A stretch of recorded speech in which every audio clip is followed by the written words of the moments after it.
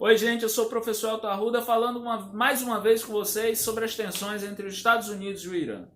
E no último dia 3 de janeiro houve o assassinato do líder popular, militar, general Soleimani.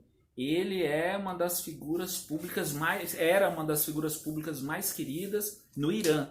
E foi assassinado em território iraquiano por um drone americano, e isto confessado pelo próprio presidente americano Donald Trump.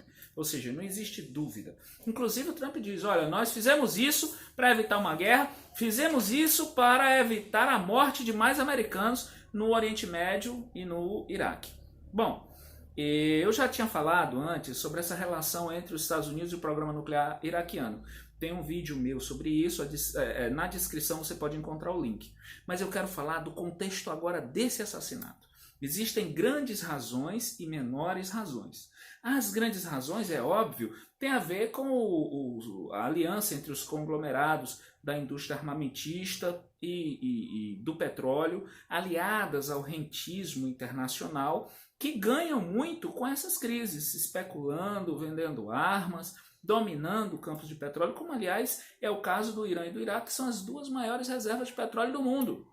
E o Iraque já está ocupado pelos americanos, e agora inclusive os iraquianos estão ali querendo tirar os americanos de lá. Então está posto em xeque, já estava há algum tempo, mas está posto em xeque a permanência dos Estados Unidos naquele território, dominando essas reservas de petróleo. Eles têm interesse também no domínio do Estreito de Hormuz, né, que é uma passagem de água em frente ao Irã, digamos assim, de forma grosseira, por onde passa 1/5 do petróleo mundial. E eles têm também interesse naquela região para pôr em cerco, para pôr uma cunha entre a China e a Rússia, enfim, aquilo ali é uma região muito estratégica, é geograficamente uma região muito estratégica, por onde passam as riquezas, onde estão as riquezas e por onde passam as vias de contato entre os principais países do mundo também. E é claro que o ataque ao Irã, ele é constante, mas eu queria destacar aqui as razões domésticas, de ordem política e geopolítica desse ataque. Os Estados Unidos vai passar agora por uma eleição, esse país vai escolher o presidente, e um dos candidatos naturais, que é o Donald Trump, está ameaçado com o processo de impeachment a todo vapor no Congresso americano. O que Donald Trump ganha, então, com um ataque tão radicalizado e uma provocação tão absurda dessa ao povo do Oriente Médio, especialmente ao povo iraniano? Para explicar essa questão, eu quero me remeter ao ataque de 2001, 11 de setembro de 2001, às Torres Gêmeas, ao World Trade Center. Foi basicamente o seguinte, para o pessoal que é muito jovem, não vivenciou. Menos de 20 militantes da Al-Qaeda sequestraram 4 aviões. Dos 4, 3 eles atingiram as Torres Gêmeas e o Pentágono. O 4º caiu num lugar aleatório. E isso levou a mais de 3.000 mortes. E afrontou o coração dos Estados Unidos, que jamais imaginou, desde Pearl Harbor, 60 anos antes, que seria capaz de ser atacado, aviltado e assassinado no seu próprio solo. O que não é fácil para eles, são o maior exército do mundo, a maior economia do mundo, eles são o maior do mundo em tudo, e não conseguiram defender 2 prédios. Esse episódio da história do mundo, ele aconteceu logo depois, mais menos de um ano depois, de uma eleição americana que aconteceu em 2000. Entre novembro e dezembro disputavam George Bush e Al Gore.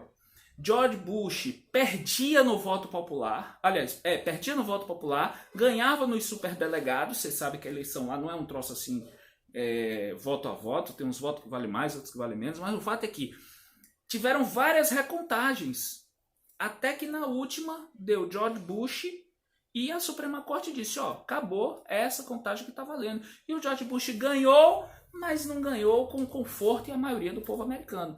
É tanto que de dezembro de 2000 até setembro, ali nas vésperas, na antessala do atentado ao World Trade Center, ele não conseguia passar de 50% de aprovação. Quando teve o atentado ao World Trade Center, o povo americano se une no sentido de autodefesa, a aprovação dele passa para 80%. E depois que ele materializa, concretiza a ideia da guerra do antiterror, que é a guerra contra o terror, onde ele cunha o que Condoleezza Rice, a pequena Connie, sua assessora principal, chamou de doutrina Bush. A aprovação dele passa de 80 no final dos anos, aliás, no final de novembro de 2001 para frente, a 92%. Então ele conseguiu se legitimar presidente, ele conseguiu a maioria do povo, a grande maioria do povo, e conseguiu ser aplaudido de pé no Congresso por democratas e republicanos. Os mesmos democratas derrotados nas recontagens do ano anterior. Então, o que Donald Trump pretende, ou pretendeu, ou pretendia, com essa última grande provocação ao povo iraniano, era criar um ambiente de medo, criar um ambiente de terror, à base do alerta laranja, né, que é o grande, quando existe a possibilidade de um ataque terrorista, eles decretam o agente laranja. O povo americano, com medo, desesperado, deveria se unir, então, para defender o seu país. Donald Trump quer isso, quer ter o que Bush teve logo depois dos atentados do World Trade Center. Por isso que ele joga toda a bateria, provocando o Irã, apostando que o Irã reagirá e que ele terá em suas mãos todo o povo americano possuído pelo medo e pelo desespero. É mais ou menos assim: eu vou matar metade do mundo, mas vou salvar a minha pele.